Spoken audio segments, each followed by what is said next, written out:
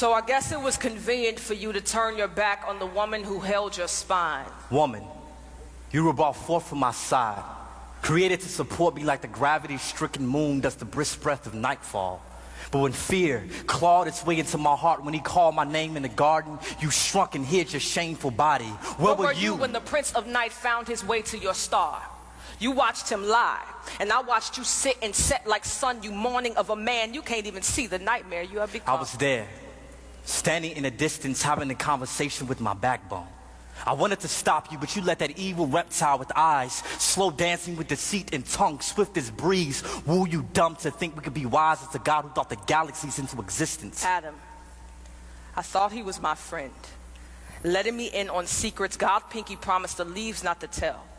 He pointed me to the tree, told me of what I was missing, and as my faith in his lies led me to stare, I watched death become gorgeous. But God is beautiful. Adam, my tongue became sight.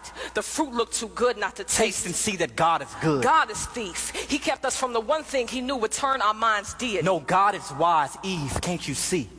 In our feast for knowledge, we have become fools. Searching for wisdom in a mere branch, we forgot about the God who had the power to grow us from dust with no roots. His mind is wide as sky, and we were free as clouds, but now the silent hum of shame echoes the land. The eerie chill of Father's curse crawls across our conscience, and the very river we bathe our naked souls in is damned because of you. What have you done? Do not blame me for murder and name yourself victim as if we are not both ghosts with skin. You left me for dead. Did you forget the sixth day when God made you from dust? But he made you from me for me. While sleeping, he called you from my cage bones, beautiful, but you, with your prideful disposition, switched positions and tried to lead. Took heed to a four-legged snake without consulting me first. You didn't respect me. He gave you authority. He made you the head of us, but you became neck. I can still see the apple stuck in your throat. Adam, swallow your pride.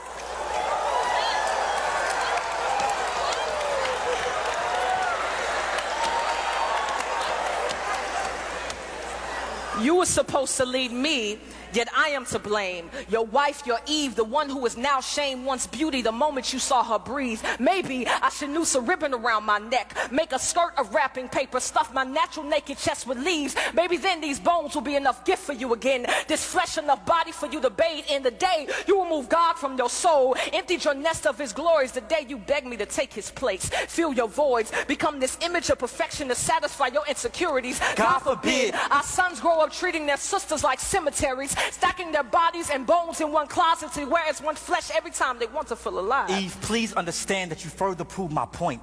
That prideful organ brewing beneath your breast beats with no submission for your husband. And for this, your future daughters would not be quiet, gentle, but some would be loud as nagging crows scavenging on the dead earlobes of men. Their bodies, sculpted for God's glory, will become lures enticing our sons to sin, and they will. These women, your offspring, will hand their souls over to men who are not their God. They will kneel for value at the altar of man's approval, but that worship would not make them whole nor holy. Did you see what you've done? You made this about you by blaming me. We are both sin wrapped in flesh, both broken creations, stained glass windows with no shine, no sun, no light. We are both dark, imperfect, lost. We are fallen.